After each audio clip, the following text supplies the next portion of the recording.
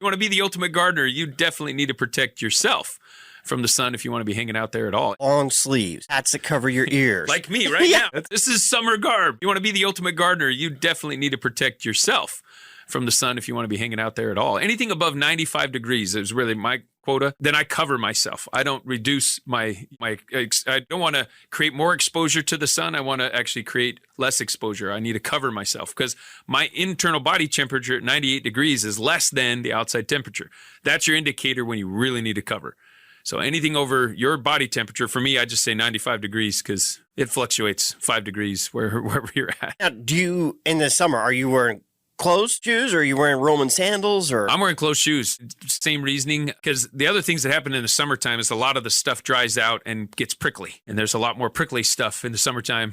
And so when it's above 95 degrees, I'm closed-toed shoes. I've got higher socks too, because some of the other things like burrs and things, if I'm walking through meadows and stuff, it's like I get some nice, and my pants, on the pants side of stuff, it's like I want something that actually wicks water away also. But usually I'm wearing some cargo pants or something, but it's a thinner material that wicks water away, but it's also a smoother. It's not like a cotton typically either, just to make sure that, because cotton will hold every burr that you walk past, gets stuck to your pants. Bigger brimmed hat. I'm wearing my more Australian style, outback style one.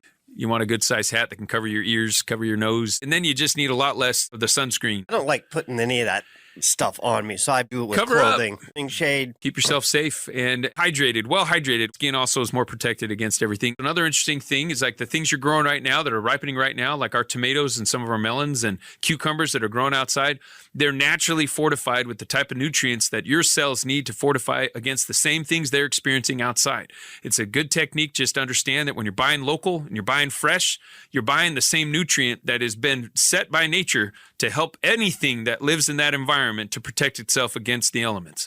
And so that goes true for you too.